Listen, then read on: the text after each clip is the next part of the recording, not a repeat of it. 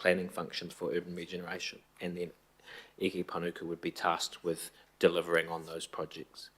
I think that's the concept. Who?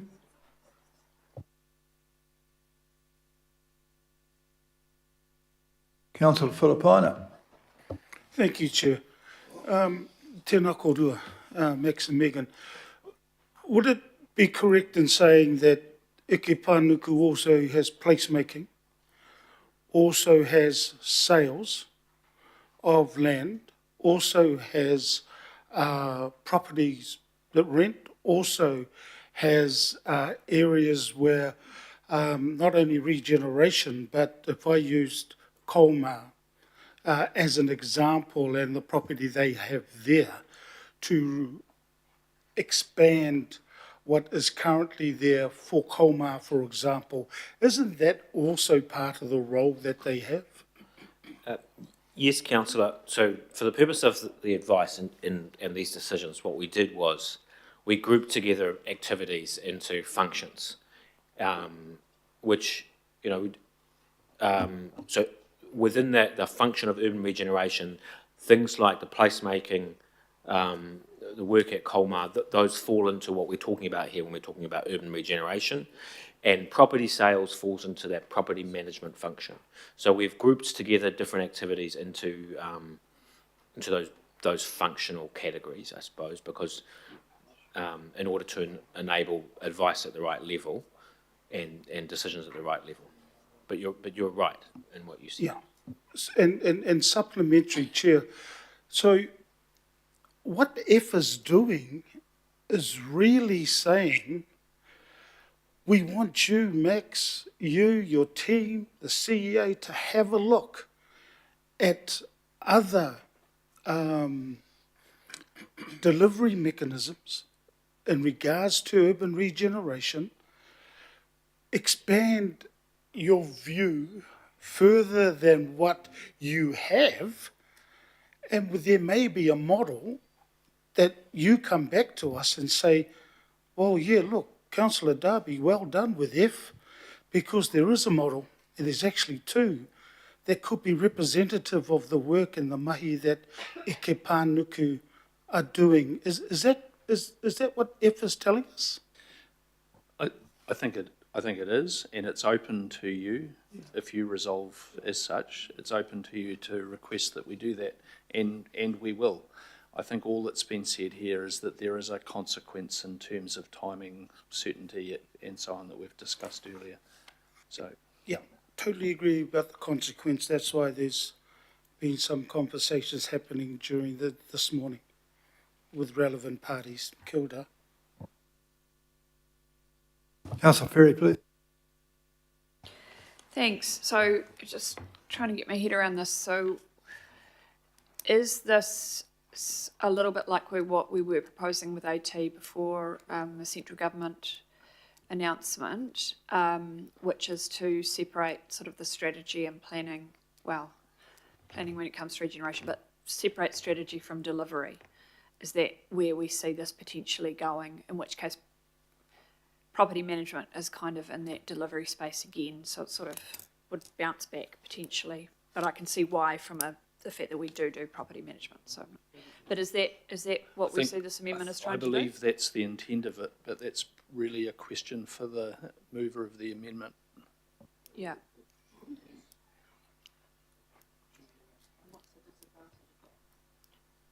Yeah. My apology, Councillor. I was checking correspondence. So the question is the intention here to be a little bit like what we were talking about previously with AT, where strategy comes back in-house, delivery stays at arm's length in a CCO? Correct. Absolutely consistent with the discussions that we've had here, that strategy lands here, resides here, and delivery external with Auckland Transport and Eke Panuku. But of course, it needs to be read also alongside F. Yeah. And as Councillor Alfs has made clear, the words viable structure, that doesn't that doesn't default to eke panuku, it says viable structure. Okay. Perhaps I could say the difference is with the AT, it's quite clear the difference between strategy and delivery, because delivery is buses and roads, and strategy is talking about it. What Eki often deliver is a strategy for property. They don't actually build anything themselves much. They get other people to do it. So you might find that if you do this, there's nobody left behind anyhow. So I can see the intent of it, but it's very, very different from AT. Anyhow, that's all the questions I've got. You guys can sit back, and if we'll have a debate, or we'll just go and vote on this. I think we've those questions are very like a debate, as far as I'm concerned. But you can say some more as the proposer. I'm sorry. To be a pain, but can I ask one more question? So, I mean, this makes the delivery, can I just ask a question? Does this make the delivery of eke panuku only focusing, I mean, what's the difference between what eke panuku would do under this and our delivery agency? Well, I think that's just what we answered just before. Perhaps you were on the phone as well, were you?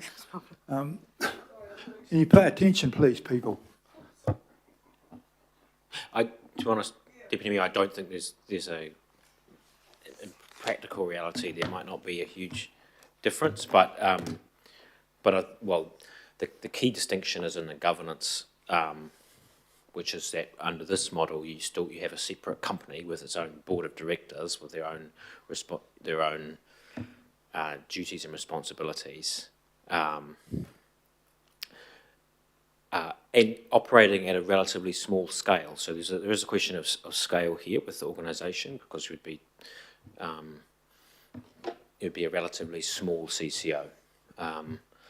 So I think that's the key difference, as opposed to a specialised unit within the council that may have an expert advisory board over the top of it. That would be providing the expert advice, but it would be part of the broader council organisation. Does that answer your question? Yeah, I think it does. You got to say something more, Councillor Darby. Yeah, thanks, Mayor. Just to be clear, the motion at F, if we focus on F, I think there's probably general agreement on the item, I believe. But on the F, it says to that further change to eke panuku is paused until comprehensive information is received, right? On a viable structure. There is no assumption there that the viable structure is the default entity of eke panuku, which I think is maybe the Deputy Mayor's question. Something might come out of that where eke panuku is the best and most viable entity. It could be another structure. What I'm emphasising here today is, and it is from the questions we have all asked, is that this has been undertaken in a very compressed period. Our teams have been under a lot of pressure, short time frame.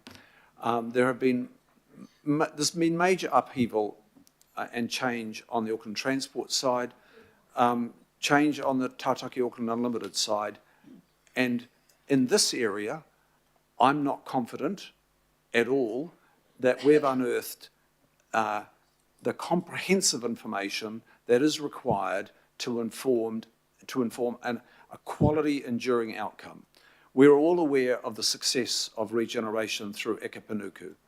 We all know that this is an award-winning agency. We all know that it has got a culture second to no other part of the Auckland Council. It excels in all those areas. It follows our direction. Yet we say that there is a problem with integration. I know there's a problem with integration, and I've witnessed that. In the city centre area, one of the most significant problems we had with integration was our own unit, the Development Project Office, which was not engaging with eke panuku. It wasn't eke panuku not engaging with the Development Project Office. It was the other way around. if you look at this organisation, the core organisation, and you look at its culture, which is good, it's healthy, but you compare it with the Eke Panuku organisation, it does come second, without doubt. It comes in the specific areas of responsibility that Eke Panuku have. So what I'm saying is, or what a lot of us are saying, is we do need to do further work on this if we want the very best outcome, because this is going to last for a long time. And if we take another 3 months and actually take a much deeper dive into this and be satisfied that we are receiving the very best inputs, not the limited inputs due to time constraint that we've had to date. You know, there is major risk at this stage of dispensing with a very successful entity, without doubt. Now, there may be some niggles around the block, be it Henderson or maybe a Pukekohe. I've witnessed them myself. There's always those niggles, but I think we've got to be careful we don't hang our hat of complaint and expunging an organisation on niggles.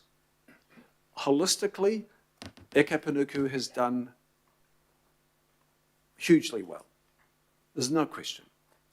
So now I'm saying, just let's take our time, let's think this through, let's get some real solid inputs and make a decision that can land and that is going to service Auckland well and shape Auckland for the better.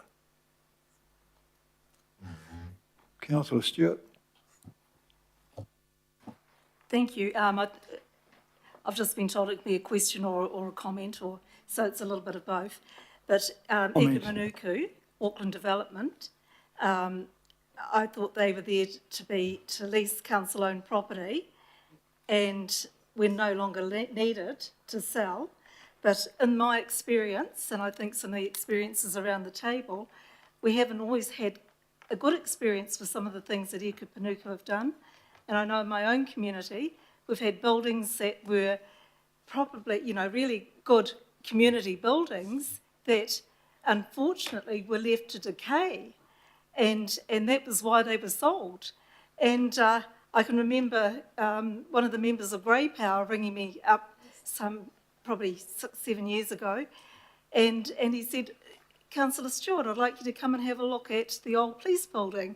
And he said, and I said, well, that's actually the local board. And he said, well, they don't seem to be doing anything about it. Can you come and have a look? So I came and had a look. And, you know, most of the windows of that Moore Street building had been left open for the elements to help it decay. It appeared. And then the old library, which I can remember back in 1995, I didn't want it sold, the original library, because it had really good bones. It was really, really good. Well, just after the amalgamation, not long after that, I got the phone call, can you come and have a look? And I tell you what, the building had decayed and it hadn't been. So I would have thought, maybe you can answer me, I'm not too sure. Eke Panuku, are they also supposed to be maintaining the buildings that they're looking after for leasing and selling, or who's responsible for that? And just one last thing. The other thing that have been really concerned about is the cab building across the way that it had been sold for $3 million, and I believe to this day we have not, the way it was signed up, we have not received even 1 cent. I may be right and I may be wrong. Thank you.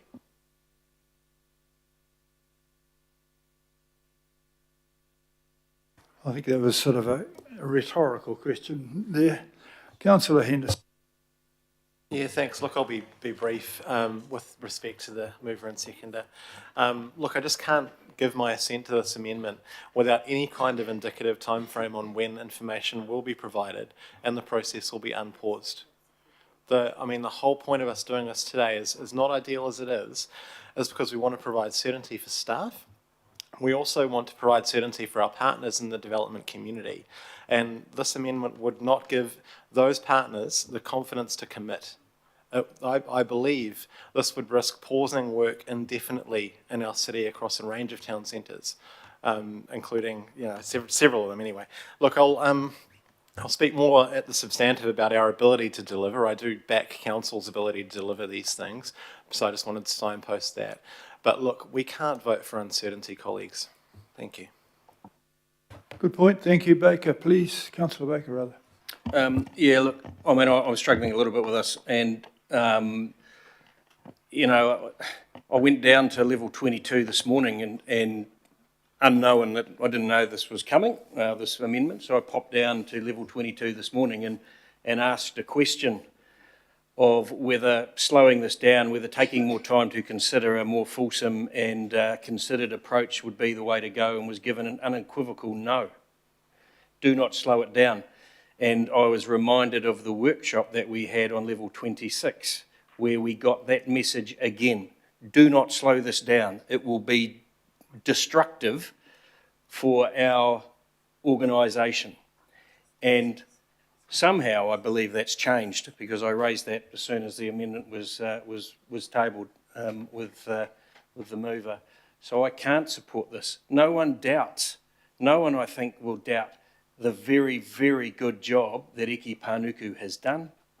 But this is about, in my view, and I've gone backwards and forwards in my mind over the last few days about where I sit on this, and hence my visit to level 22 this morning. But I'm comfortable with the reason for this, and that is to enhance what is already something that is very good and that I've had a very, very good experience with. This is about us having the ability to enhance what we as a council offer without risking the things that have gone on in the past. So I won't be supporting the amendment. Thank you, Councillor Lee.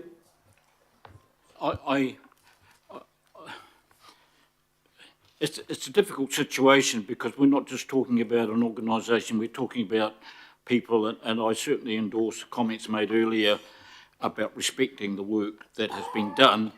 But I think we're getting a bit of hyperbole about Eki Panuku. I don't think, to be honest with you, Mr Mayor and members, we are talking about a highly successful, a highly effective, popular organisation with a long history, with a long track record in Auckland. That's the picture that is being painted, and I don't think it's particularly accurate. To be frank, Eki Panuku, or Development Auckland, was a product, and excuse me for saying this, of a realignment within the CCOs, within the council. There was a certain amount of rivalry. I don't know all the details, but essentially we can say that Eki Panuku Development Auckland was a product of Auckland Council palace politics. I don't want to go into it was formed from Auckland Council Property Limited. That's the whakapapa.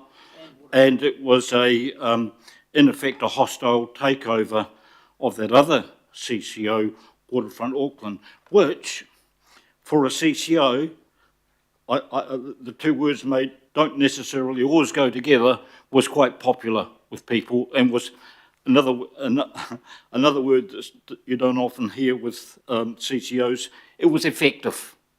But anyway, that disappeared, and we had this new entity, Eki Panuku, or Development Auckland. In my mind, I think of the building across the road there, across the square, the Civic Administration Building, 21 floors in the heart of the Auckland CBD, and half a hectare of land, which was sold nominally for $3 million, unsecured and no deposit. And we've never, the people of Auckland who built that, and visionary Aucklanders who built that, we got nothing for it. And to be honest with you, to be frank, because the 3 million was unsecured, the risible 3 million will probably never get it. The other thing that comes to mind, and when we talk about strategy and planning, there's no doubt about it that the Wynyard Quarter was, in terms of strategy, regionally important, which is why the Auckland Regional Council and Auckland City Council put a lot of work into the urban renewal of that area of land. The bridge, the strategic bridge, has been out of operation for months and months and months. The bridge that cost 2 million or so is costing 10 million to fix, and that raises questions. And so I'll leave it at that. I don't want to be too critical, but let's not overdo the hype about this. Let's be honest about it. The reason why these CCOs are being reformed is that the Mayor knows full well how deeply unpopular and ineffective they have been. Just saying. Thank you. Well, there you go, councillor Bartley. Oh, thank you. Just to help, if people are concerned, Councillor Darby and I are happy to add a date by the 31st of March after the words governing body, if that helps.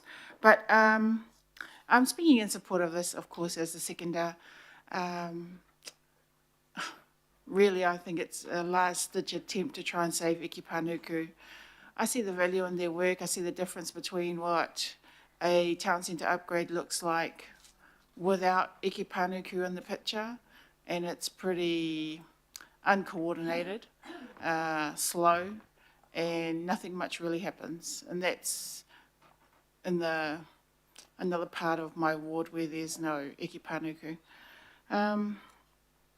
I thought the issue was about democratic accountability, but it seems to be there are other issues with Eke Panuku that people are raising. In terms of democratic accountability, I see Eke Panuku as the implementer, and we still retain direction as a parent of our CCOs. And expanding to other parts, we were the ones that gave the direction on which parts of the city to do the regeneration. So just wondering how come that keeps coming up. In terms of, in terms of like, what Eke Panuku do, I just see the benefits in their commercial relationships, what they bring to the table, which we wouldn't really get as Auckland Council. I see our town centre developments as more than just community facilities, and that's where Eke Panuku play a strong role. So, yeah, I don't have any other questions to add because I asked them all in the workshop. But I do think that asking for a little bit more time isn't unreasonable, because a lot of the responses to the questions we've got today is we expect it. A lot is based on assumptions. So it's not really that we've had any real options to consider. It's just staff telling us how they propose to implement what the Mayor is asking for. That's how I see it anyway. Thank you. Thank you for that, councillor Furley, then councillor Turner, and then I'll put it. Kia ora. Kia ora, thank you. Look, a lot's been said. I am focusing on just the amendment because I think there's a bit of a mix-up in terms of what some people have been talking about.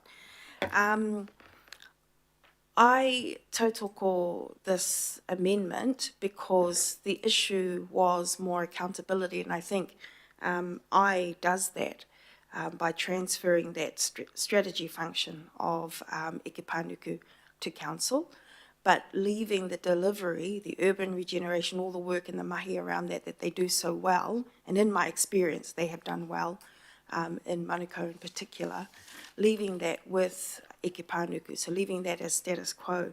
But I, like others, am not happy with the lack of evidence, the lack of information, the lack of detail, being told time and time again, I don't know, we hope so, we expect so, that's our expectation. That sort of lack of information and lack of detail, I'm just not confident that that can lead us into good decision making. And I honestly would not make decisions based on this sort of, lack of detail in any other area of my life. So I support F, and we're not under a legislative time crunch to make this decision. We've been told that's why we don't need to go out for consultation, because it's really our own internal reorganisation or fixing of the issue.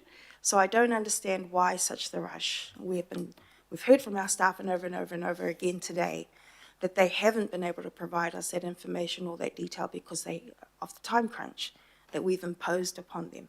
And I totally get what you're saying, Phil, in terms of giving our staff some certainty about it, but this provides certainty in the same way it would have if the original Auckland Transport proposal had gone through. Just transferring over the strategy part to us for the time being, leaving the delivery as is, and then let's go away and do the work we need to do to find out, is this actually fit for purpose? Is this the most fit for purpose version, or are there other versions out there that exist? We can look overseas, we can get some expertise, independent experts to give us advice on that. So I'll be supporting this amendment, and I reserve my right to speak in case this doesn't win and we have to talk about the substantive. Kia ora. Thank you. Councillor Turner, thank you. Thank you, Mr Mayor. Councillor Bartley just made a comment which was exactly what I was thinking, but means that it's more applicable as we move forward. So I have nothing to say except I will be opposing this. Thank you. Thank you for that. Okay, I've got everybody around now. On the I guess that could be taken on voices, but it's the F I'd like division on.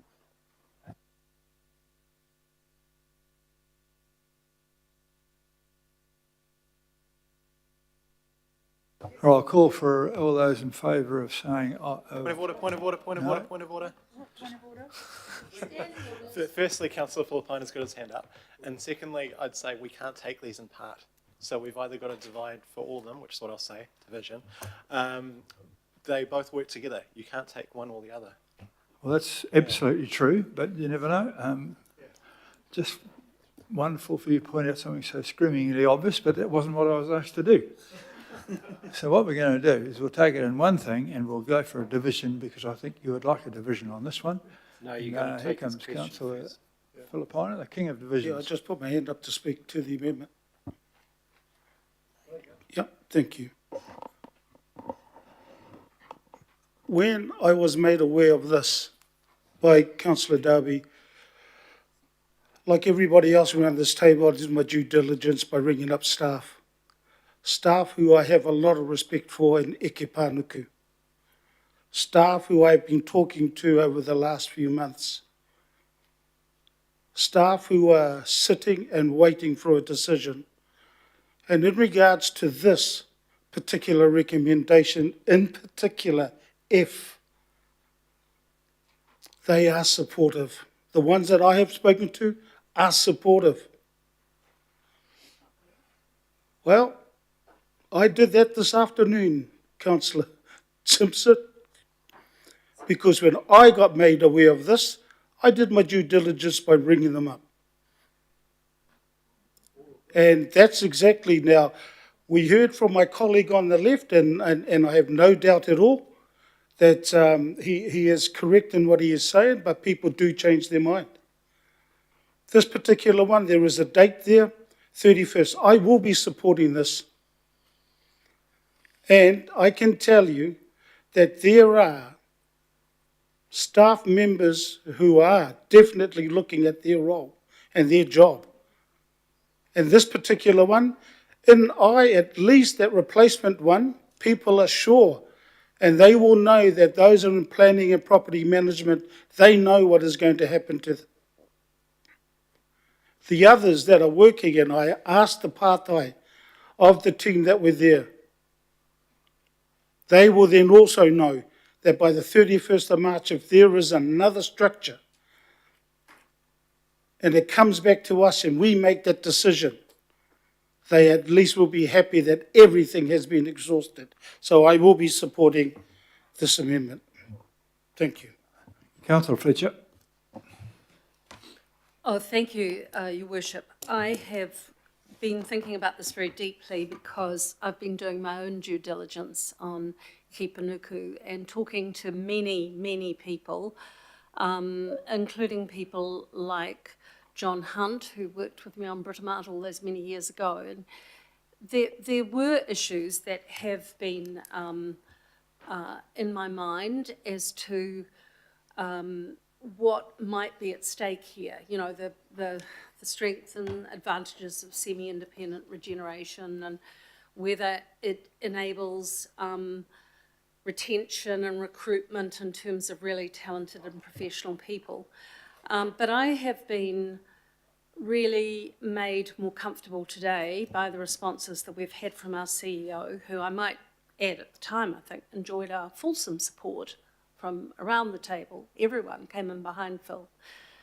And for me, where I've landed on this is I don't think council is really optimising every single opportunity. I, for one, don't always feel that we are as functional as we should be.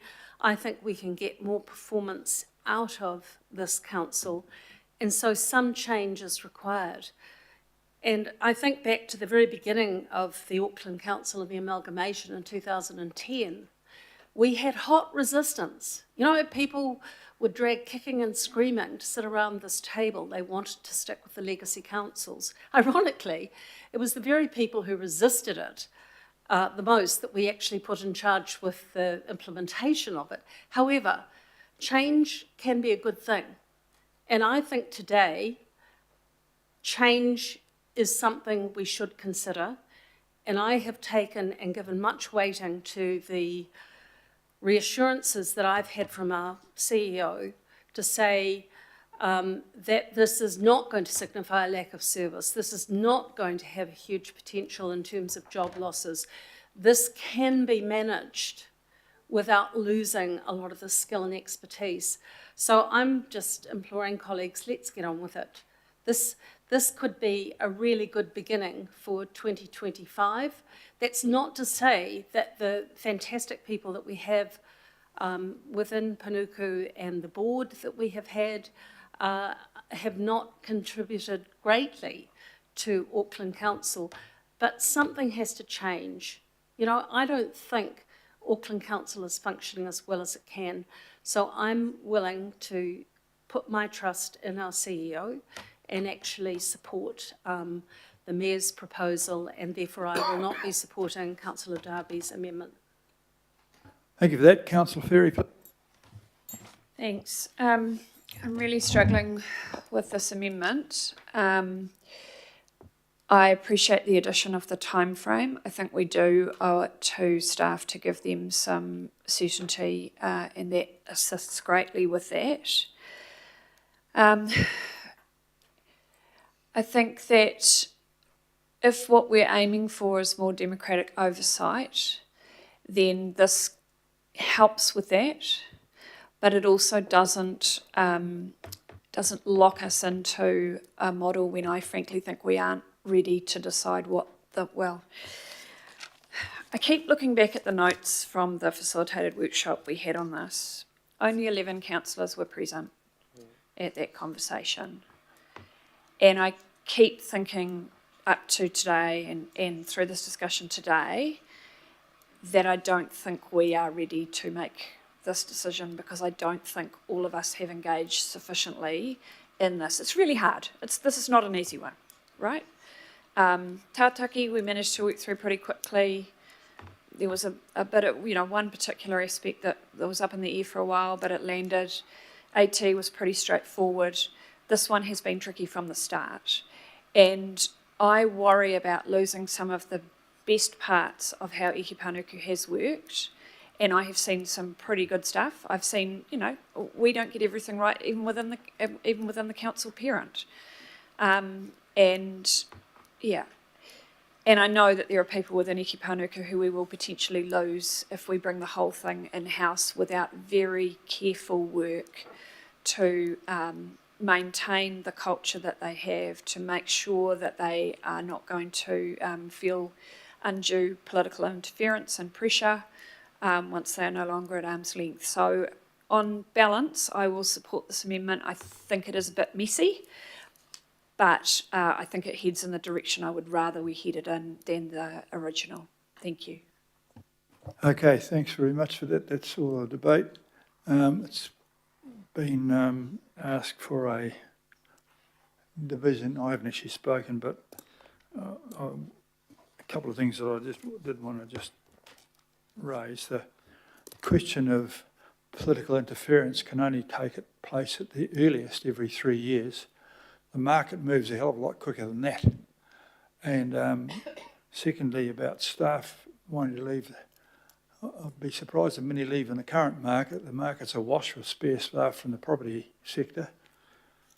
And usually preserving commercial relationships when they've had rather few commercial relationships with the same big partners all the time is not something I want to keep. I want to break up so that we have fresher commercial relationships. They've developed an unhealthy habit of having the same commercial relationships.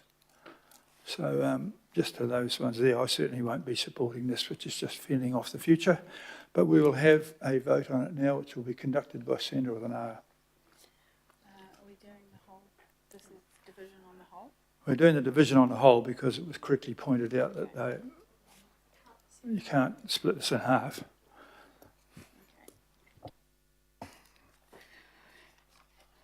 Councillors, you're voting on the amendment.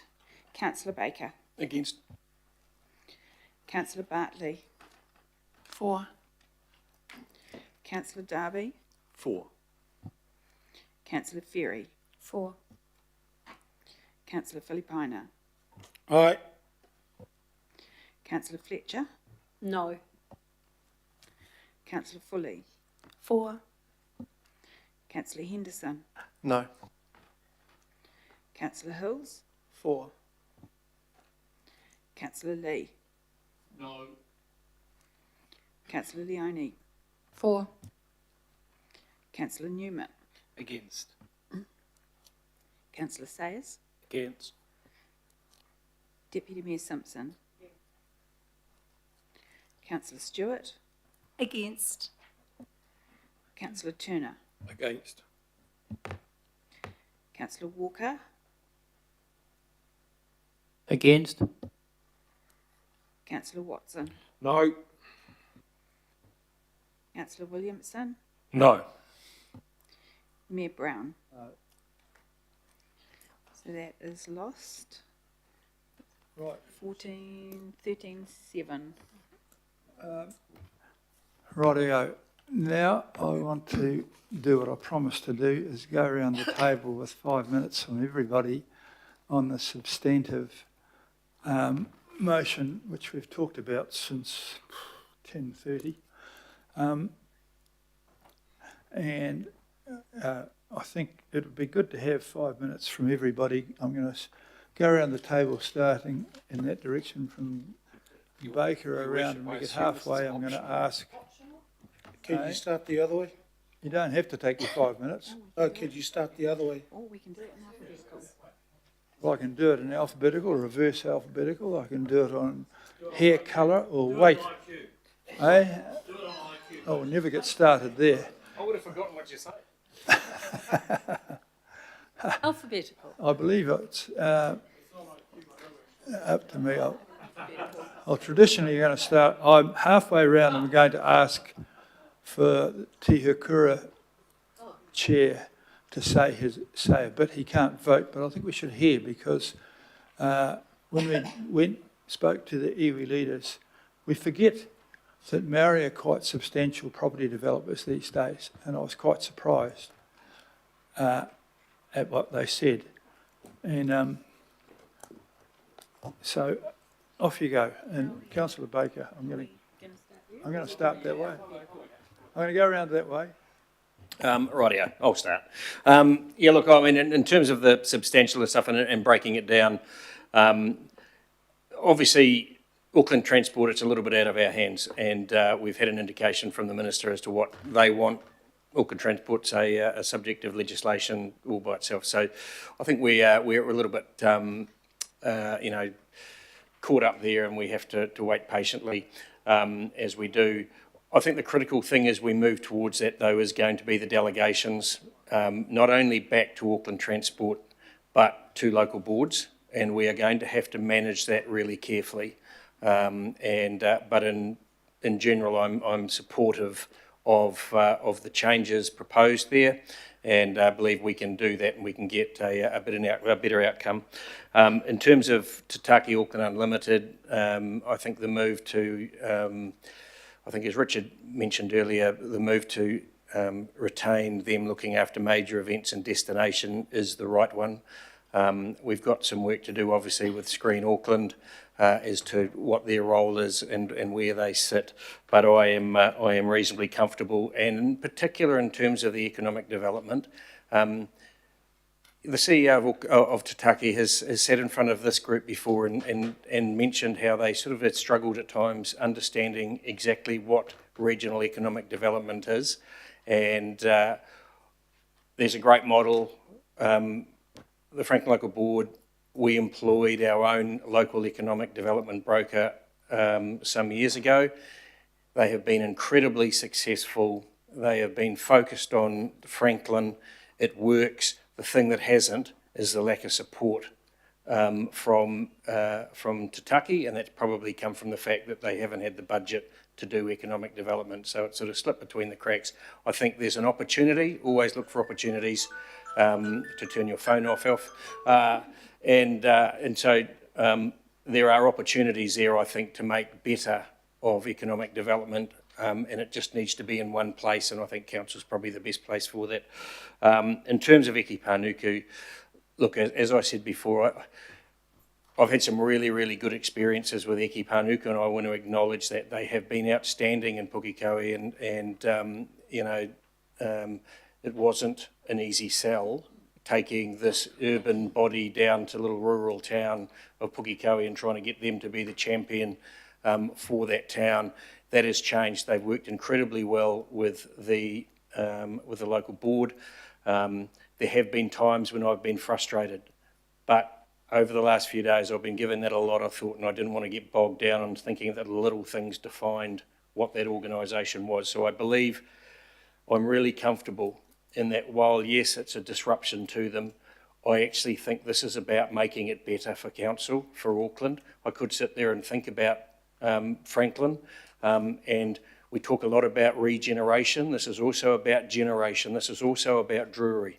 Drury is the creation of a new city. We do not get the opportunity to build new cities very often in greenfield areas. We are doing that, and my experience has been that it is a little bit of a dog's breakfast in terms of how Council as an organisation is managing that. So I see an opportunity here for the skill sets that exist within Eki Panuku through what the CEO's described, and that development, that sort of Auckland Development Office. I think that is a great step. It provides opportunity, and so I'm in favour and will be supporting these recommendations that the Mayor's put up. Thank you for that. Well, I'm saying I'm going around the table. If you don't have to speak if you don't want to, but I'm absolutely sure the next person will. I won't speak until later. I won't speak until later then. Until when? I was trying to offer everyone a shot now. Oh, no, I'll wait. I want to hear what gets said around this table. Okay, right, Councillor Turner. Well, that's unfair, because I'd like to wait until everyone else has spoken too, because Well, the that's thing part of about the this trick, is isn't it? everybody wants to be last. Yeah, I know they do. And we Well, know why what should he happened be- last time when everyone wanted to be Your last. Worship. Why should he be allowed to go last and not me? Point of order, Your Worship. Your Worship, I don't actually think that you can direct a speaking order if people are not available to speak at that time and they put their hand up subsequently to speak. You'll have to allow them to speak at that time.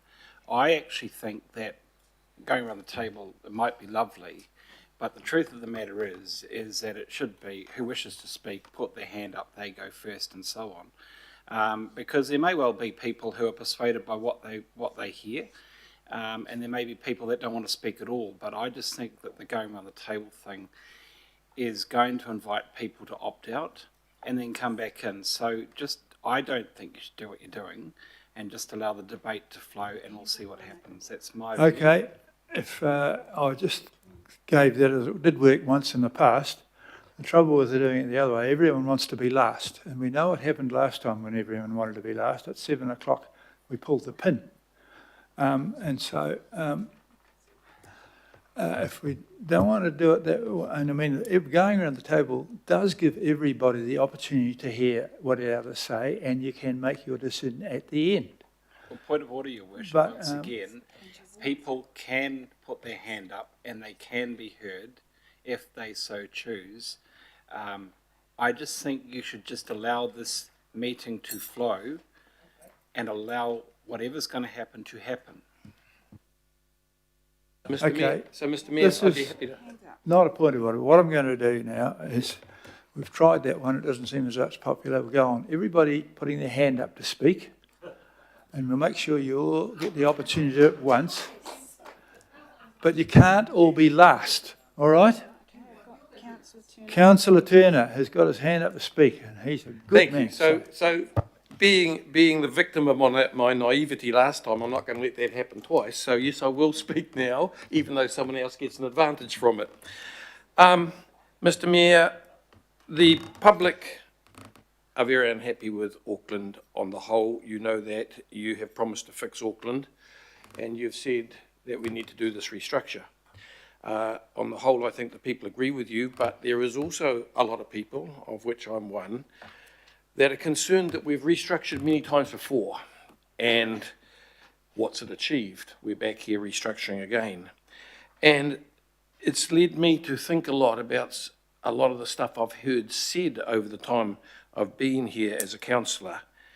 And the other very important thing that I hear is the staff saying they're giving mixed messages by us, by the councillors.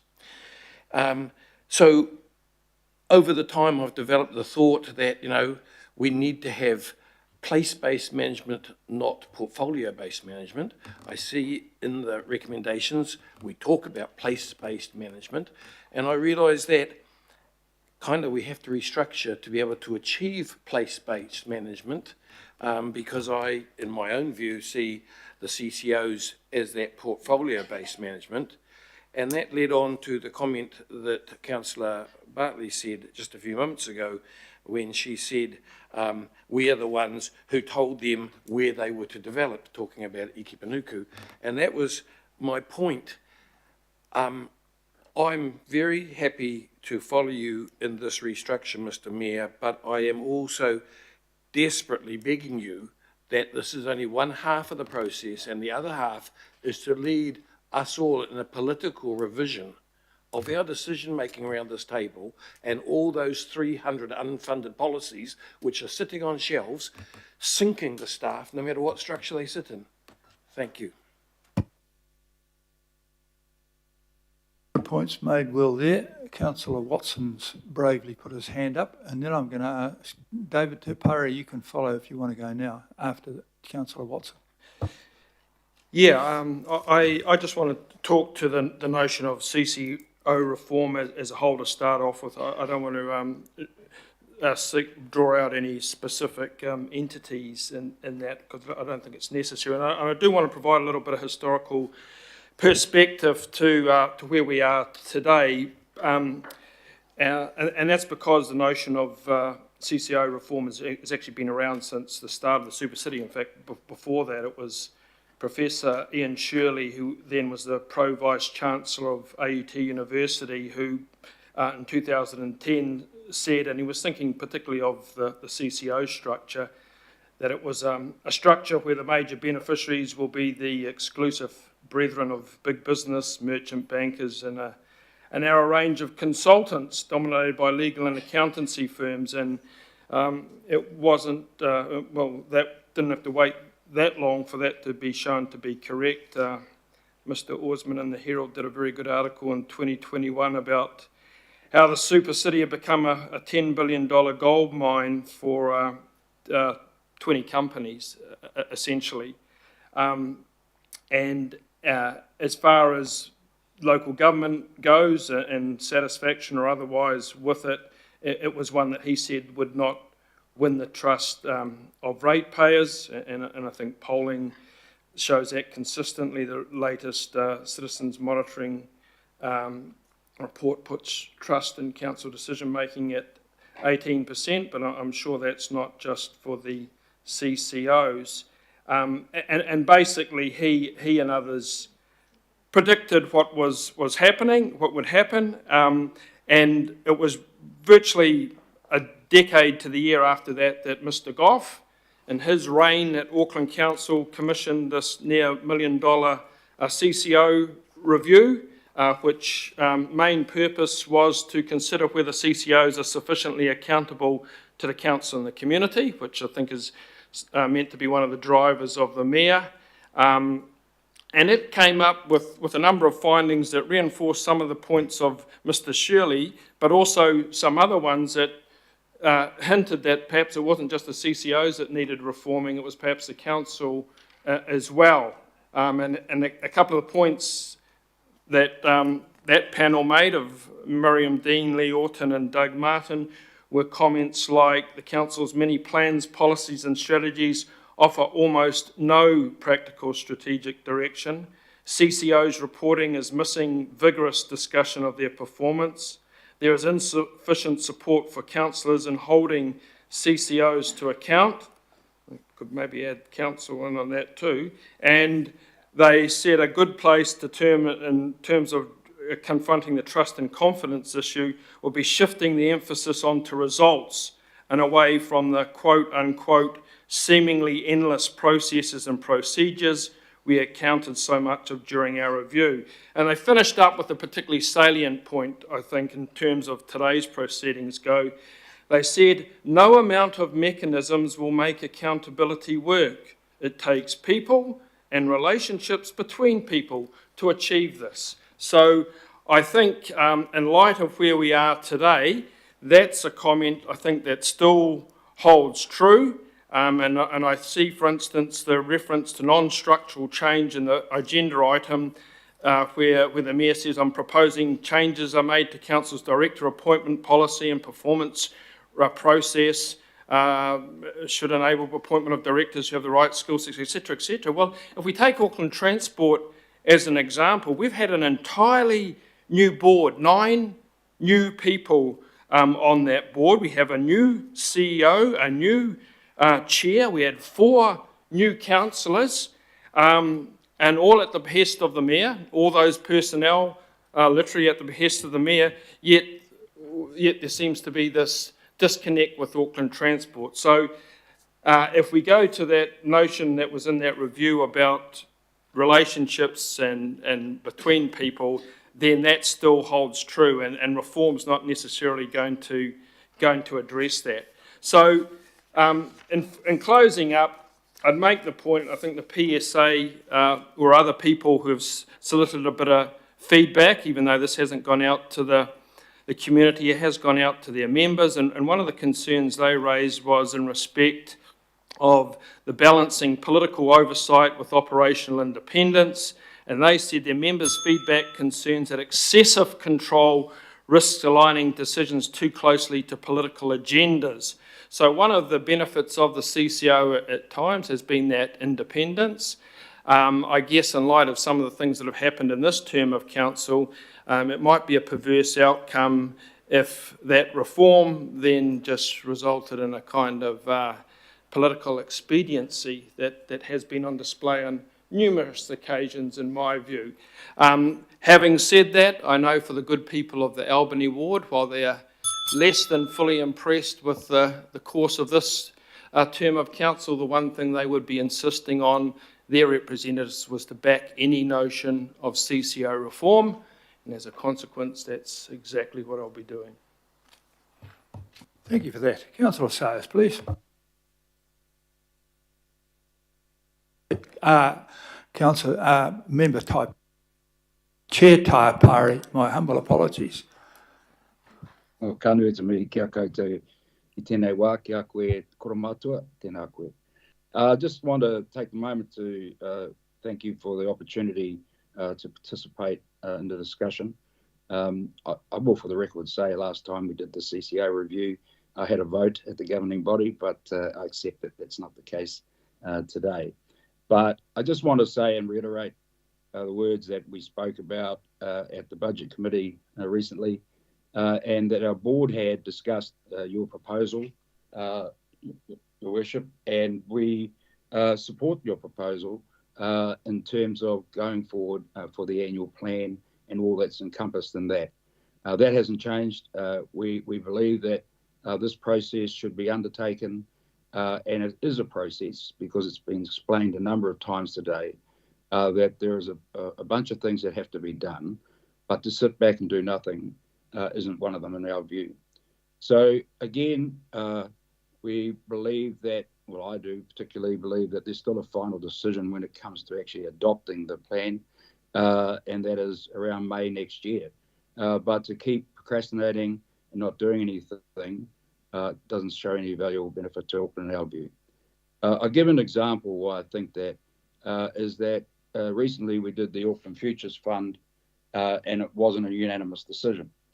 But at the end of the day, we supported that future fund, and I'm pleasantly surprised at where it's got to, and the substantial situation that happened recently with the Auckland Airport shares, and the ability for that fund to start off with $1.3 billion to support and I guess grow Auckland and look after Auckland, and be able to do better things with that and further develop that. So again, if we'd sat and waited and not done anything about it, I think we would have had a missed opportunity. So again, we support you, Your Worship, and hopefully everyone else does, because it was unanimous at the Budget Committee the other day. I didn't see anyone oppose it, but I have been listening to the discussions throughout the day. Also with the LTP, yourself, you've given utmost commitment to upholding that LTP, and as you rightfully point out, it's gone through a comprehensive and robust consultation process, numerous workshops where you all made a decision, and that was not that long ago. So my expectation is that LTP will remain. Lastly, it's no surprise to me that this has been a campaign for you since the beginning when you became mayor, and I'm supportive of you to continue to uphold the things that you said you would do. So I appreciate the opportunity, and I look forward to your deliberations. Thank you very much, Kia ora, Chairman. Kia ora. Thank you very much for that. Councillor Sayers. Thank you, Worship. I'm probably going to take a slightly different twist here. And these comments are about the governance structure. This isn't directed to staff in any of those CCOs. I just made a few notes about why do councils feel so different compared to the old days, and why do they feel so impersonal to ratepayers? Because back in the day, councillors, they were served by a town clerk. That town clerk was a highly competent person. They regarded themselves as a public servant, working for the best interests of the ratepayer rather than working for the best interests of the council. They provided contestable advice to elected members, which could be heeded or rejected according to the judgment of those politicians. The public trusted the councillors to make the best decisions for their communities. Councillors could even arrive on job sites and inspect work standards about how effectively public money was being spent. Today, however, elected councillors are served by bureaucracy, over which they exercise effectively very little control. The Auckland Council controlled CCO model has chief executives of 5 substantive CCOs, as well as another CEO running the Ports of Auckland, a CEO running Auckland Council itself. And each of those CCOs have a board of directors. The superstructure means there's less accountability, particularly by staff, back to ratepayers. Councillors, in fact, councillors, we experience that we're strongly discouraged from interfering with CEOs. Operational matters the CEO's domain. And councillors are legally forbidden from adopting a hands-on approach to the governance of the city. Instead, the council employs a small army of democracy managers to ensure councillors and local board members, and even His Worship, are kept well away from the coalface of delivery. The tail is wagging the dog. Newly elected members are told, you might remember very clearly, that we're not entitled to talk about policy, that we are entitled to talk about policy, but must on no account attempt to implement it. It's the council staff who do this. They essentially run things and change is required.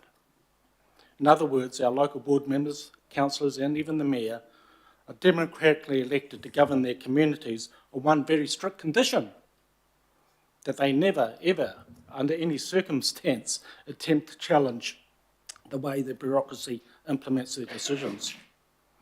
Any mayor or council or local board member who challenges this current setup to seek greater accountability of council bureaucracy should be applauded rather than criticised. Against the odds, they have retained sufficient self-respect to say no to a self-fulfilling bureaucratic beast. This vote today is a major effort to get underway the recreation of greater accountability back to ratepayers from the CCOs, including eventually Auckland Transport. Change is required.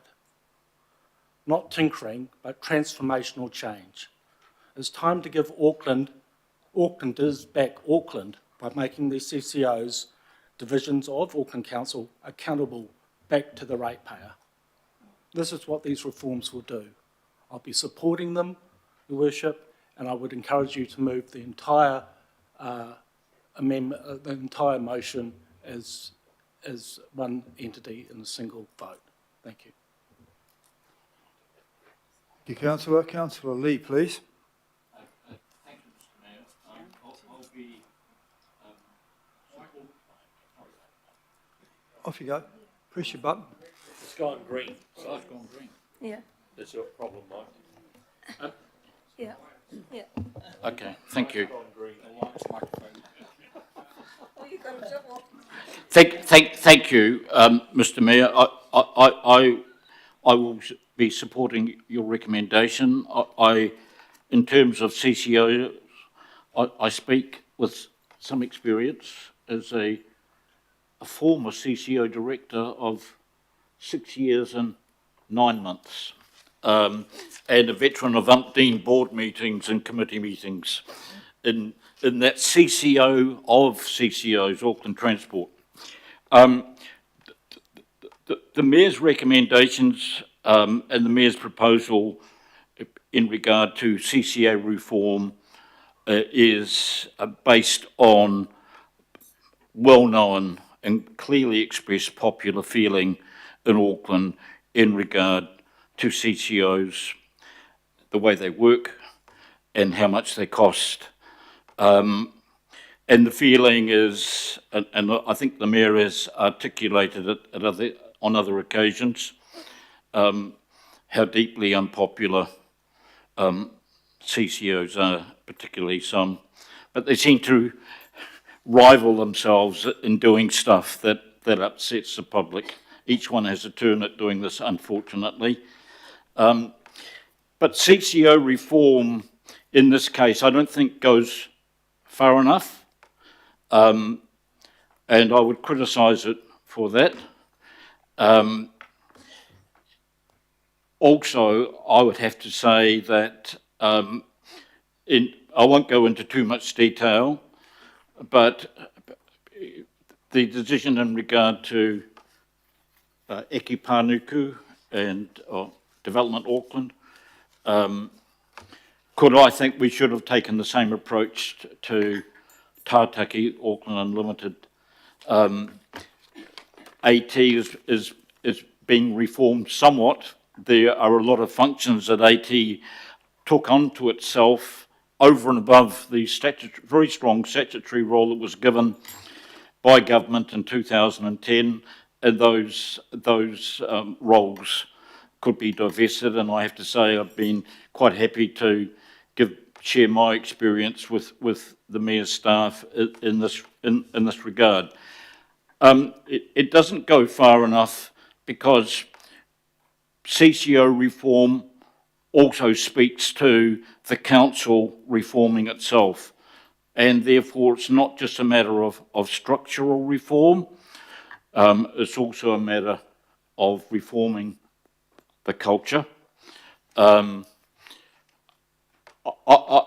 know there's support around the room for CCOs, which kind of surprises me, because CCOs are a relatively new departure in New Zealand local government. They've come out of the neoliberal reforms. They're meant to make the councils deliberately less democratic and more business-like. Well, they're certainly less democratic, but not necessarily more business-like when it comes to efficiency and rigour and getting the job done. The other point I would make is that in the reforms and my remarks about the council also needing to reform itself, and physically in taking on some of these roles, that will require some structural reform. But I refer to the cultural reform that is also essential, but that I see as lacking. And perhaps the most obvious sign of this is that the lack of public consultation. The Mayor knows the public are not happy at all with CCOs, but I think we've had a number of workshops, as we call them, but in effect we've been talking to ourselves about this. The public who we represent have been shut out of the process. I think it would be a very sound step to, we know the public don't like CCOs, it would be very useful, particularly for those who's currently supporting the establishment, to hear from the public directly about why they are so unhappy with CCOs. We know they're not being unreasonable, but I think it would be helpful for the councillors to hear face-to-face from the people who have concerns and ideas, and some of them will be very constructive about CCOs and how they should be reformed. We've chosen, or we are choosing not to do that, which really, one of the real concerns about CCOs is the way they consult. You know, during the last election, what I heard from people was that, yes, rates increases and waste of money is something that really upsets them, but what really infuriates the people of Auckland are these regular consultation processes which amount to nothing. Have your say and we'll have our way. And I think we've just had a previous item on the next have your say round. Was it $250,000 or something spend up on that? But it will not be meaningful unless we allow people back into the room to look us in the eye and say, this is what I want, this is what I'm concerned about, this is what you should do. Some of those things I'm sure will not agree with, but they're in amongst, and I can guarantee you this, there'll be some pearls of ideas and there will be value added by letting the public back into the door, and therefore I would support this reform, and I support it. It doesn't go far enough, but I support it. But it should be part of the annual plan consultation, and we should go back to basics and consult with the people of Auckland on what we intend to do and hear their views. Thank you very much. Councillor Filipina, please. Thank you, Chair. Firstly, I think all of us need to have a look at ourselves since the CCO started. And the reason I say that is because of the statement of intent and letters of expectations. It was up to us to negotiate with the CCOs to make sure that that is where the accountability mechanism. So if we have failed that, it is not the CCO's fault, it's ours. We all knew that we had the decision. If you, and very shortly, and please tell me when I've got a minute left, please, Sandra, so then I can just, well, basically swear for 30 seconds. But look, we need to look at ourselves, those that have been on this, around this table, and I'm one of them since 2010, and I am looking at myself, but at least I know that I had an input in regards to these CCOs and what they were supposed to do. And if that was lacking as a result of the public input, we need to look at ourselves.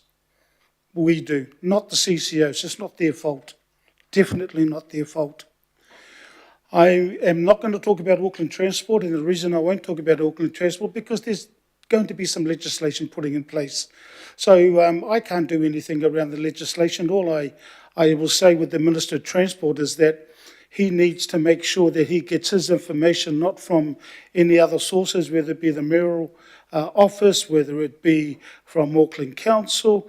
I suggest that he talks to the CEO, and then he should then talk to other people that he trusts in regards to this legislation. So I'm just going to leave that with Auckland Transport. I'm now going to move on to Eke Pānuku. I will not be supporting the reforms for Eke Pānuku. To Marion Webb, to you, thank you so much for all the work that you've done, to you and your team, to David Rankin, to the board of directors. I acknowledge the work that you have done. To Oli Maiava and to your team, placemaking, I say thank you to you. To Richard Davison, I say thank you to you. And the reason I'm mentioning these particular people is because I have been talking to a lot of the staff at Eke Pānuku, and I can tell you, and this is even talking with the PSA, that there are a lot of people in Eke Pānuku who feel that they're being looked after. I'm not saying they're not going to be looked after if this goes through, because I've been given the guarantee from the CEO, Phil Wilson, that they will be looked after. And I've got total confidence in that if this particular item goes through. Councillor Lee, I need to say this to you, and that is you are totally correct. It should have gone out for annual plan. I totally agree with you. It should have gone out. And that's listening to not only people who are against the CCOs, but people who are supportive. And a lot of us got emails from people who were very supportive of the CCOs, but I totally agree, Constable Lee, Councillor Lee, it should have gone out. But look, that wasn't our decision. And the other reason I think with Eke Pānuku is that I just want to say to David Rankin, to the chair and to the directors and previous chair, thank you for tomorrow's Manuka o Pōpō. Thank you for the regeneration around that. Thank you for old Papatoetoe. And I know that the councillors went out there. But I also say thank you to the other areas around Tāmaki Makaurau that have had regeneration. I say thank you to you. My last comment is in Tātaki Auckland Unlimited. Yes, Councillor Hills, I agree that having major events with Tātaki Auckland Unlimited, I've made my my comments clear, is that I do have concerns, Phil, in regards to Māori outcomes, in regards to Māori development, because I know what is happening in Tātaki Auckland Unlimited. And I'm happy to hear you. Is that it? 1 minute left. So look, I'm happy to hear you that there is a possibility that possibly moving, depending on the vote, but moving what we currently have in Tātaki Auckland Unlimited within a directorate into Auckland Council. I know those details need to happen, so I'm comfortable and will be supporting Tātaki Auckland Unlimited because you've promised to me around Māori outcomes and, more importantly, Māori development. My last comment is that during the, no, I was going to mention the letter, but look, I've already said that, so I'm not going to mention the letter. I've already said that when we first started this process. My last comment is going to be around the Southern Initiative and the Western Initiative. Finished? 5 seconds. Look, I just want to end up saying about the Southern Initiative and Western Initiative. Can I tell you that in 2023 we took out the economic development around those two initiatives and we put them all together, and it hasn't done what it's supposed to be doing. I look forward to the economic development, if it does happen, to go in there. Thank you. Thank you, Councillor Filipaina. Councillor Henderson. Yes, thanks, Mr. Mayor. Just want to be clear about what this vote isn't. It's not a vote on the effectiveness of the operations of any CCO. We've had a lot of yarns today about delivery here and there and it being so fantastic. And, you know, I agree. I love sharing these stories with our city. But this is not about that. It's about structure. It's about where decisions should go operationally. It's not a reflection either on the many passionate staff that work there providing good public service. I too want to add my thanks to them. They're doing fantastic jobs. So my issue isn't with that. In the CCO committee, I try to emphasise all the good things that come from those groups, and those that are members would, I hope, attest to that we emphasise results, we emphasise positive progress. I'm proud of that. I'm proud of that operation, and that operation will continue no matter what happens today. So my issue is an output. Let's make that super clear. Well, there's always work to be done. The structure is the issue, and CCOs, I would say, are inherently a corporatised model of governance, where we farm out some of our authority to unelected boards in the city. Councillor Lee is exactly right. It is designed to be more business-like. It is designed to remove functions from the political cycle as much as possible. I've heard, you know, in lists of positives to the model that we get sometimes, letters and whatnot, part of that is, oh, but it takes it out of the electoral cycle. That's good, isn't it? It's not good. It's not good at all. We're talking about public assets. I'll talk about that in a moment. But, you know, a situation has arisen where a majority of the public purse is governed by unelected boards directly. And yes, of course, we can change the board members. That's what we can do. That's a very blunt instrument. Or in fact, all the instruments we have are fairly blunt, right? When you're standing in front of a constituent that says, you're doing that, I wish you'd done that instead. What are we going to do? We're going to change board members over that? Of course we're not, right?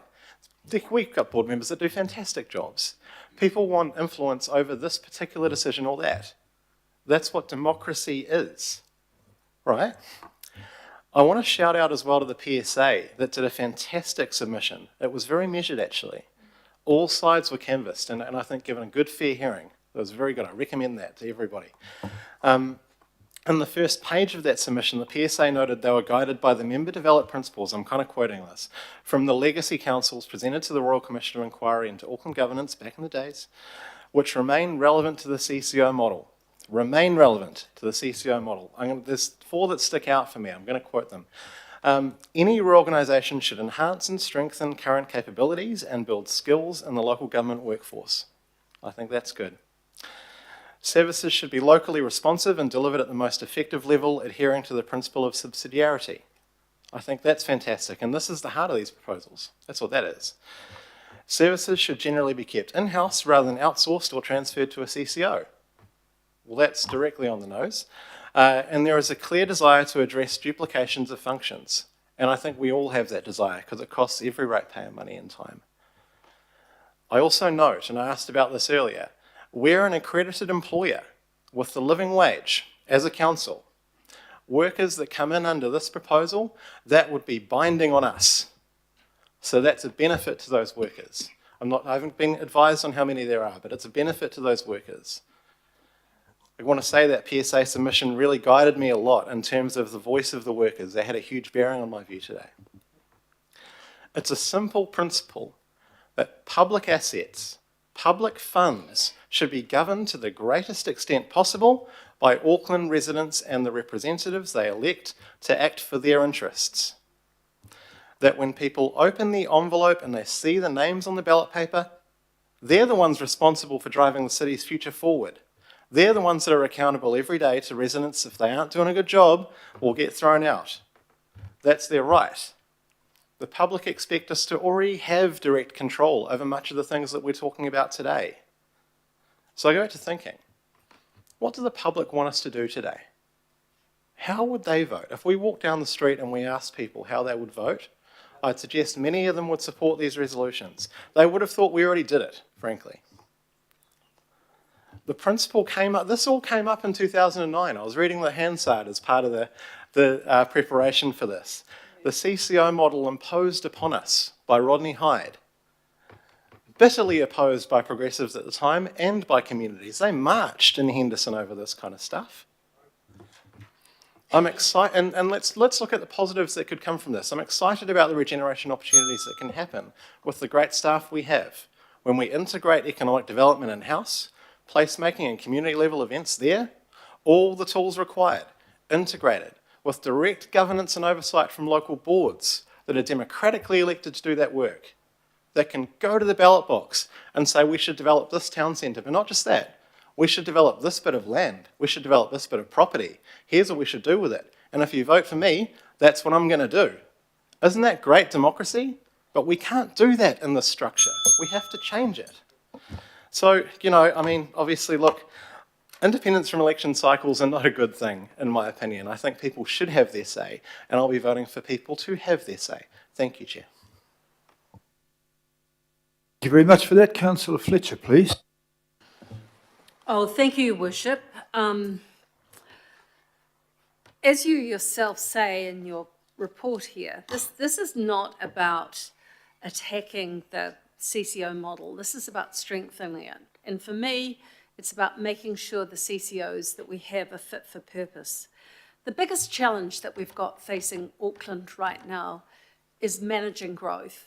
It's managing growth in a sensible way, an affordable way, and the second challenge is managing our relationship with central government. We can't go down to Wellington hand on heart and demand those things that we want, and I think there's a working party getting together on Monday to talk about a regional deal, unless we can truthfully say that our structures are fit for purpose. So I think that there is a measure of trust I am taking here today, in that we do need to bring about some change. We do need to make sure that we have fit-for-purpose structures and that we shouldn't be fearful of change. For me, I'm not opposed to the CCO model. In fact, as a legacy mayor of Auckland City, as I moved from Wellington, where in the beginning of my parliamentary career, I chaired the Government Administration Committee, which was all about monitoring the performance of state-owned enterprises. And that, you know, there is a very effective model there in terms of the delivery of the sort of infrastructure that the country needs. And it was at that time we introduced the Metro Water, which was one of the first CCOs in New Zealand. And out of Metro Water eventually came Watercare. And to be honest, I'm not going to get into a debate to my side with Councillor Lee, but I think that there is a good model there, and we do have a responsibility to make sure that we are playing our role. And during the first few terms of this council from 2010, we probably gave far too little time to actually the challenges that our CCOs were placing. Councillor Lee and I both had the privilege for those first 6 years of seeing or getting Auckland Transport off the ground and knowing we just couldn't engage other councillors around some of the challenges, you know, to use the tools that we had of the statement of intent, the letters of expectations and so forth. It was very, very frustrating. But I'm only labouring that to highlight the fact I'm not worried about bringing some of the activities in-house. It's not a complete rejection of the CCO model. But what we are doing is sending a very strong signal out today in terms of the support that we have given our CEO. I'm grateful for the restructuring that he has undertaken within the Auckland Council. I don't think we've given him due acknowledgement of how difficult that was, and the directors and the responsibilities and the delegations that they have. And I think that this is part of the gradual evolution of Auckland Council that is absolutely necessary. I also want to acknowledge the great work that Toby did in facilitating those workshops where we could talk passionately about how we thought Auckland could run better.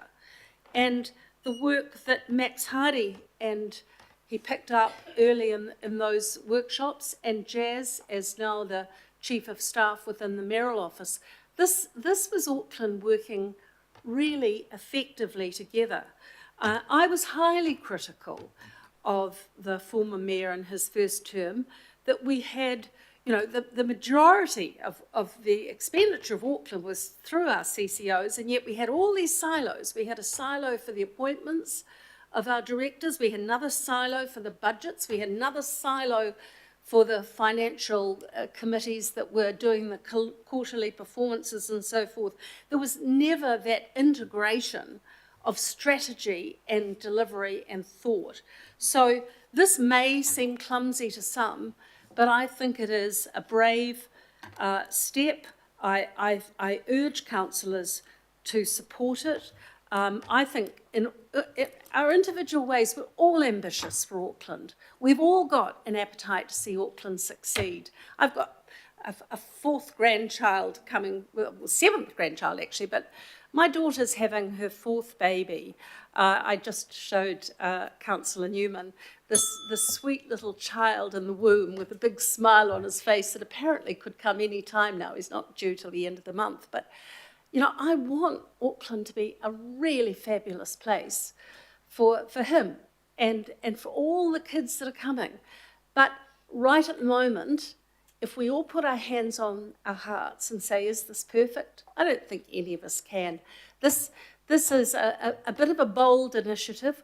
We are putting our faith into you, CEO, and I want to thank you for the work that you've undertaken so far, and to say that I hope that we can prioritise as councillors with the ridiculous diary commitments that we have, and I hope Sandra O'Toole's listening really closely as well, because strategising ahead in terms of ensuring that we are doing sufficient justice to these things means that we need to prioritise the time to sit around and evaluate whether it's working. So I hope that next year will bring a much sharper focus to these sorts of issues, and we can have an honest debate as to how they're progressing. So thank you. Thank you very much for that. Councillor Furley. Oh, kia ora. Thank you, Your Worship. Okay. So, look, I support the shared services moving over. I've got no issue with that. Tātaki Auckland Unlimited, based on the assurances that have been provided to Councillor Filipaina in terms of the Māori outcomes and development, and also in terms of Screen Auckland, although there are still conversations to be had around that. I'm happy to hear that those conversations will happen and that the staff are alert to those issues around their independence that they've raised with us. So in terms of Tātaki, I'm happy to support that as well. Auckland Transport, of course, is pretty much a done deal now that the government has stepped in. I'm not happy that I feel the government, central government, will have more overreach and more influence on our decisions around our transport, but we can't do anything about that now that they are going to move legislation in that space. So I'm not going to comment on that, and I'll support what's in the recommendations. I did still want to comment, though, however, on Eke Panuku, and I do hope that we separate it out. And I thank Councillor Ferry for alerting us to which part of the standing orders that comes under. Now, we heard from staff that one of the big issues around Eke Panuku was the lack of integration, and I just wanted to push back on that because that's not been my experience in Manukau. In fact, Councillor Filipina mentioned Richard Davison, who's done an awesome job in Transform Manukau and in the Unlock projects out in our space too. And that, to me, has been a masterclass of integration. Eke Pānuku has facilitated working together collaboratively with the local board, with mana whenua, with the local businesses, the bids, Auckland Transport, Healthy Waters, Tātaki Auckland Unlimited, and central government. So there has been awesome integration in the projects that I've seen in my area out in Manukau, and I think also in other parts of Tamaki Makaurau as well. So I'm not sure how bringing them in-house will increase or improve that integration, but if it does, then great.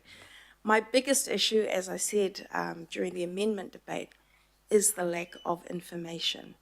People have said this is about enhancing what we've currently got. It's about making what we've currently got more fit for purpose. It's about strengthening what we've currently got. But when staff were asked point blank, what evidence do you have that what's being proposed will strengthen, will enhance, will make it more fit for purpose?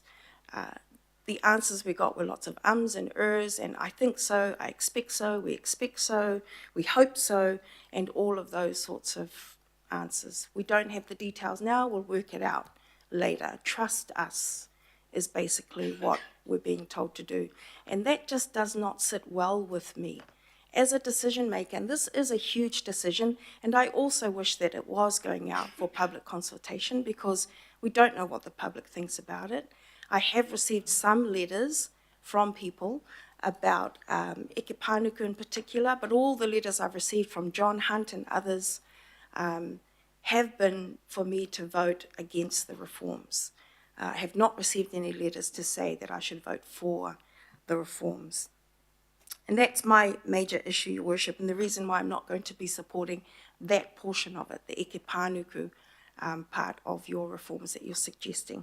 Yes, it would be great to have more accountability, more democratic oversight, but I'm not confident based on what we've heard today, what we've heard through the workshops, and yes, we've had a lot of workshops, but we were hoping to come to a point where we'd have more detail, more information, and we just haven't had that. And as a decision maker, making a huge decision that will affect all parts of Tamaki Makaurau, Auckland, I just am not confident that I can trust blindly the Mayor's office and the staff who spoke to us today. That's not a criticism of your office, Your Worship, or the officers that spoke to us today, but it's just a fact that as a decision maker, I just can't make decisions like this with such a lack, such a paucity of evidence and of information and of detail. And to be honest, in other roles that I sit in, other governance roles and other judicial roles, that lack of evidence, you have to prove to me, you have to prove your case to me, right, on balance. And today, hand on heart, I have to say it's not proven. The evidence is not there. I would have to dismiss. Kia ora. Thank you. Thank you for that. There were 300 pages of evidence, but Richard Hills. Thank you, Mayor. And first of all, just want to, I guess, congratulate you, Mayor. I'm not sure of a politician that has campaigned on everything, and I think almost got there on every promise you have. So whether we agree with it or not, I think you are doing what you campaigned on. On these things, though, there are 21 of us plus the local boards and everyone, so it is difficult for us to understand every nuance and every part of it, and we all have different experiences come to the table. And you know, originally when you came up with this in our group of councillors all together in your office, one of my first things I was concerned about was the venues and the art galleries and the zoos, and not wanting us to be sort of deciding what art goes in the art gallery and things like that. And so straight away, I think your team said, look, the trust model makes sense to keep those venues in that trust, not us sitting around here choosing what art goes in. Same on major events and destination. I was pretty constant, annoying Jazz and others on that the concerns were too great. So once again, acknowledge that you've worked to have that taken out of the proposal and left within Tātaki. On Auckland Transport, I do have still a little bit of concern around the comms and marketing. I know that Phil Wilson has promised us and others, that it'll ensure that it makes sense. So we're not going to have 3 different arms of comms and marketing on the same thing, or if the public transport delivery system will be very connected to the people marketing and communicating with that. So those types of things that I worry about, because I see the difficulties on the ground sometimes, that needs to be ironed out, and I'm sure that will. Also on Auckland Transport, as Councillor Foley said, I do have concerns, but some of that fare has been allayed today over the RTC and the control of government. It's not just this government, it's any government, and I just want to make sure that we still have Aucklanders' views and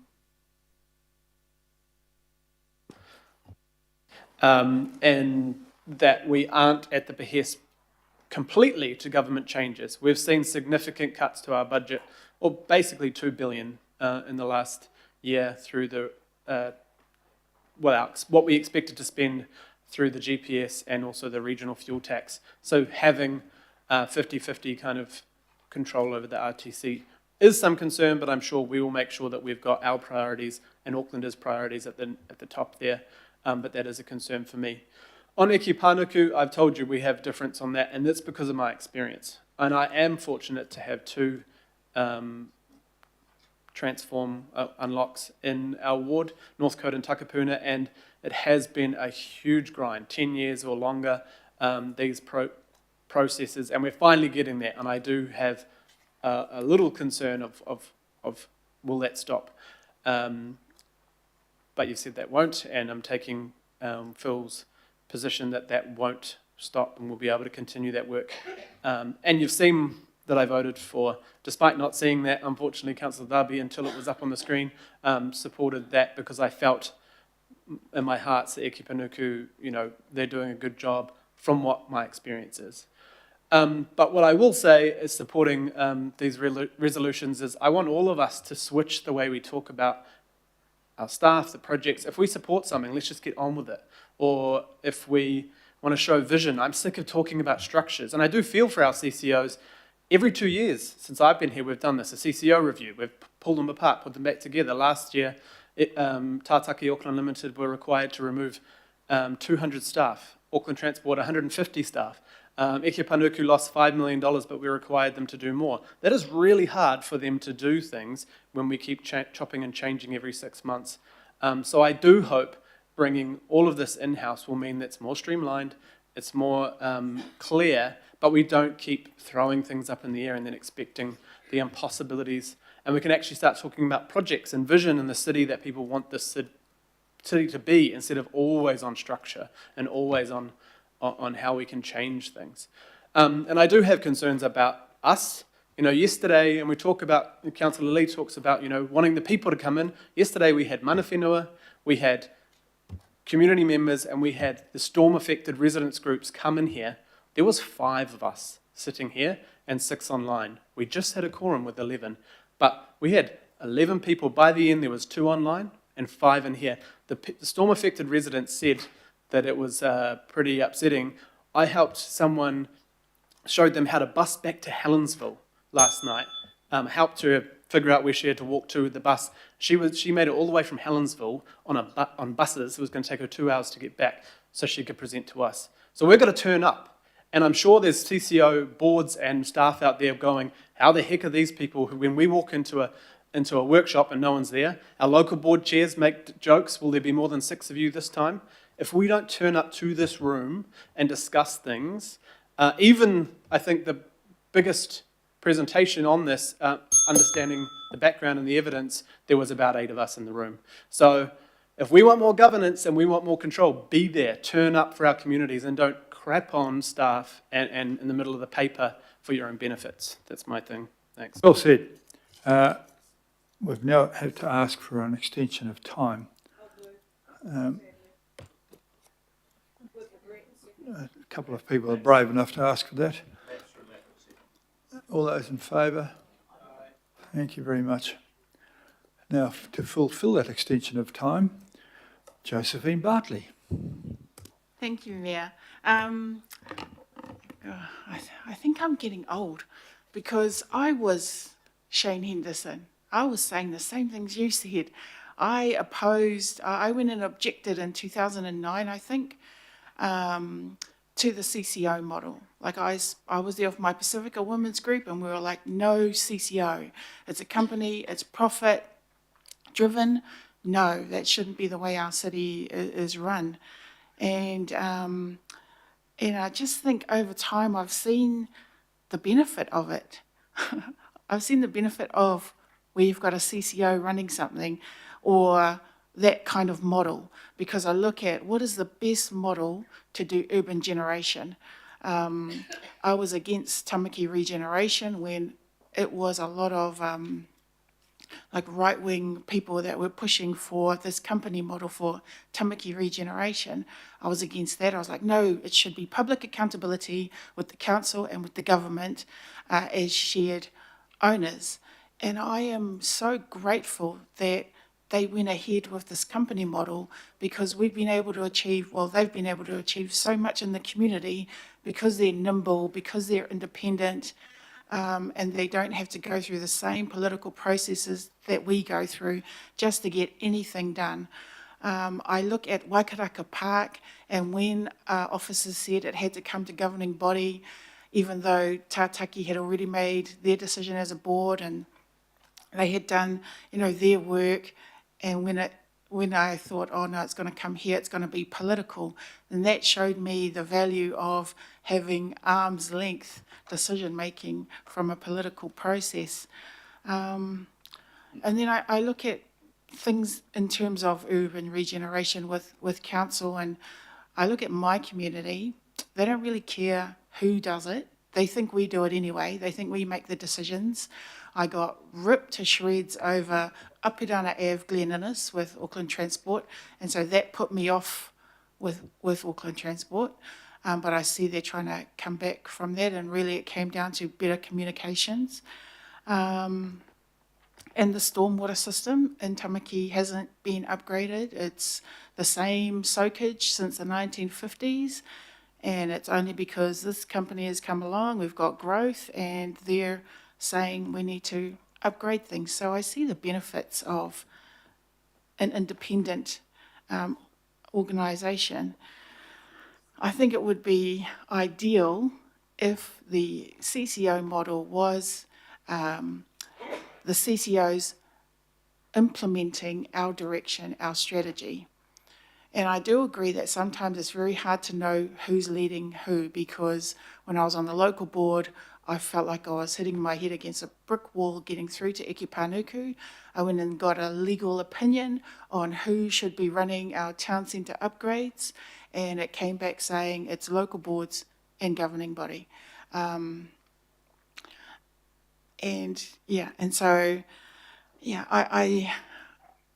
can see the work that Eke Panuku is doing, and I really acknowledge their work with my area, with Unlock Pamua and Transform Onehunga.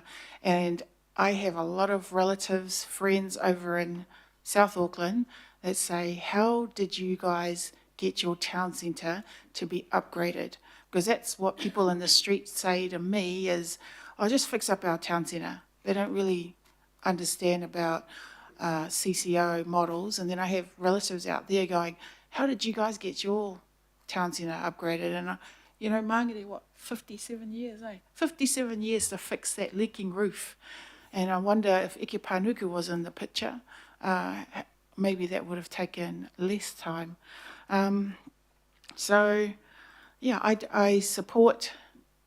don't support disestablishing Eke Panuku, so I'll vote against that bit. But I do support what's proposed there for Tataki.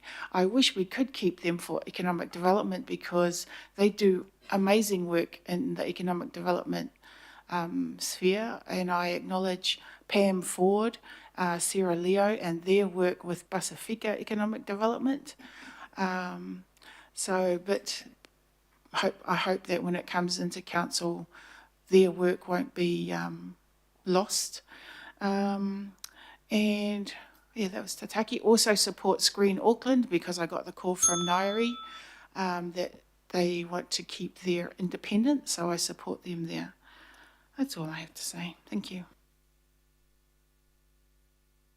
Thank you very much. Councillor Newman, please.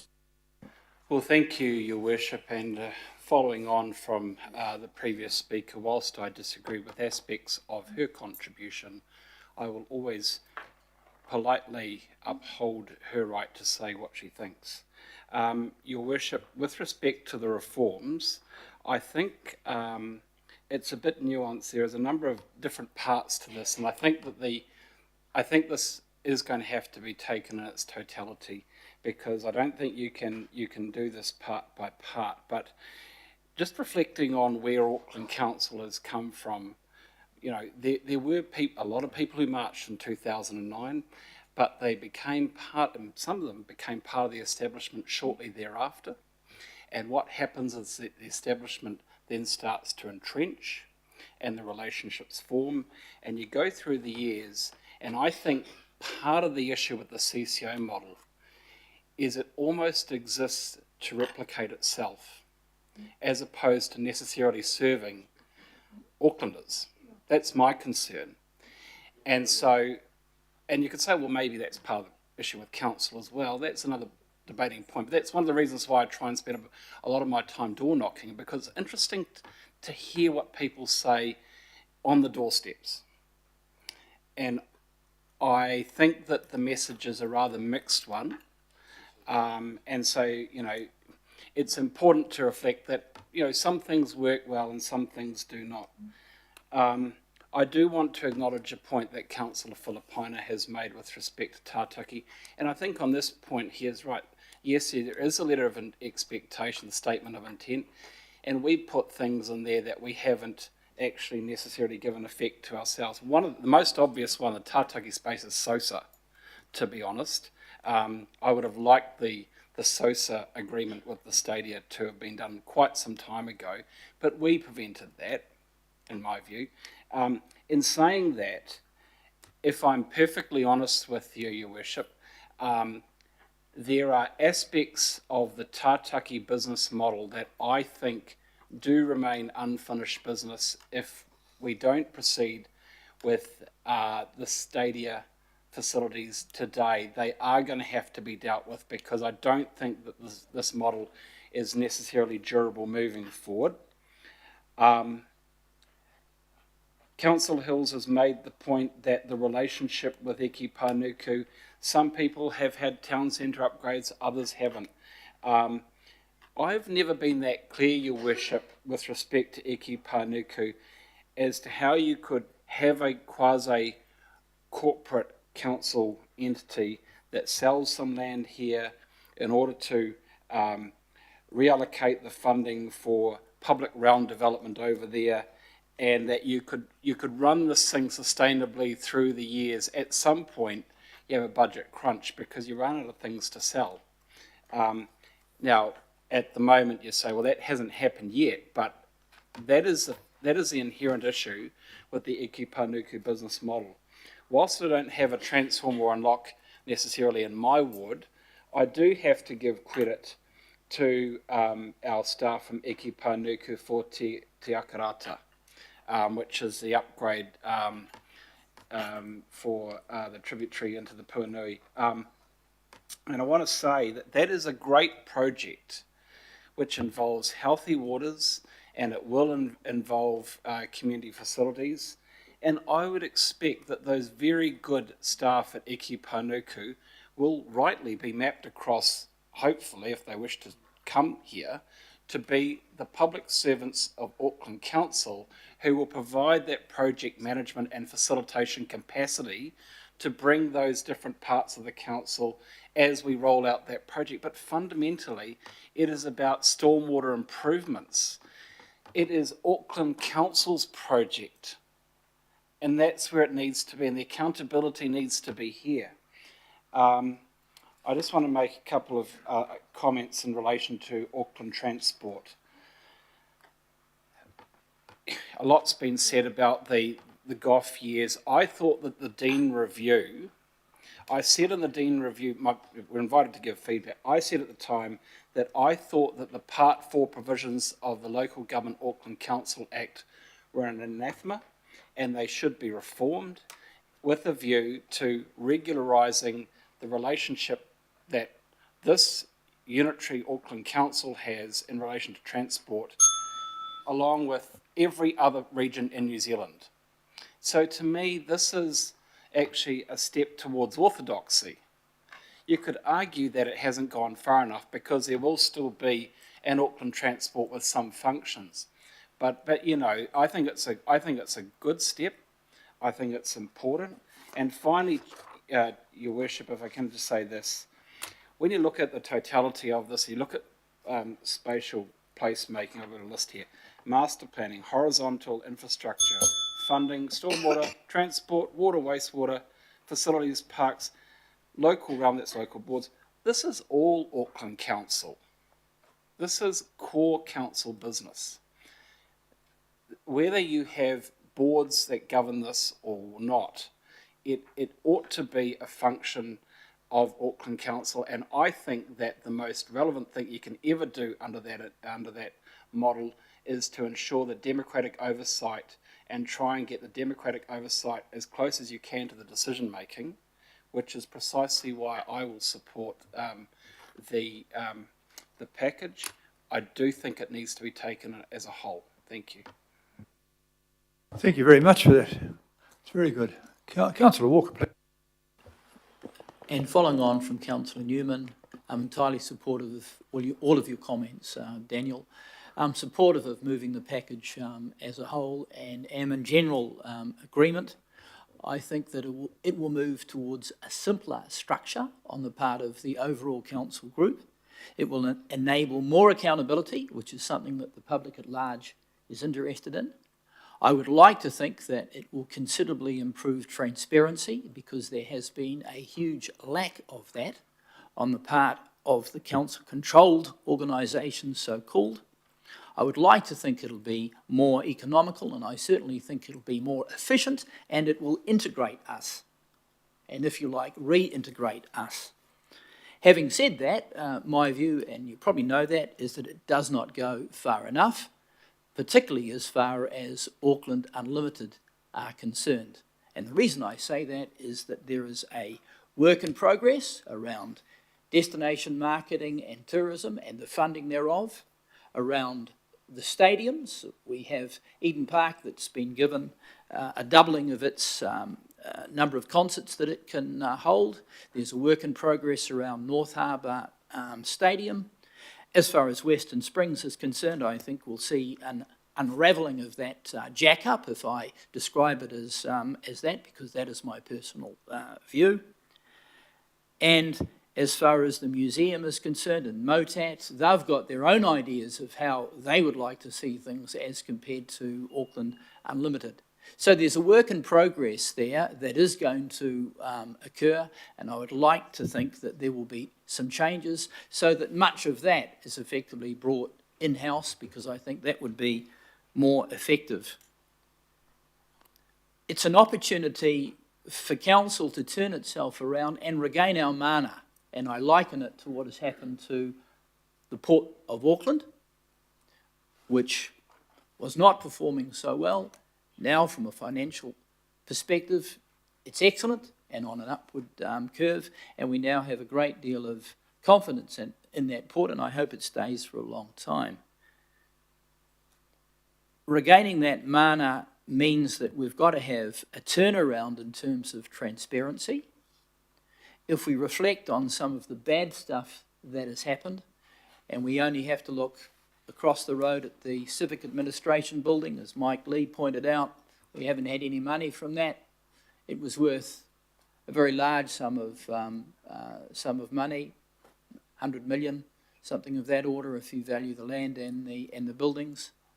My experience over West Harbour Marina, where the particular CCO, Eki Panuku, was involved in a move to rezone land along the waterfront as residential, a hidden agenda on their part that is still a sore that is festering potentially on that landscape. and my recent experience with my fellow councillor over North Harbour Stadium, where the move to sell and demolish that stadium was progressed over some years in secrecy, including the sale of the community fields, and it was only when the Parks Department of Council became aware of that in November that they pointed out, no, you can't sell the fields, because if you sell them, we haven't got enough north of the bridge and we're going to have to buy more anyway. What do you think of that? So it goes to the deficiency of disintegration as compared to the need for us to be one, to manage and be more effective and regain our mana. And I would hope that we're on track for that. Thank you. Very much. Councillor Darby, please. Thanks, Mayor. Well, I guess the big question here, will all this shift the dial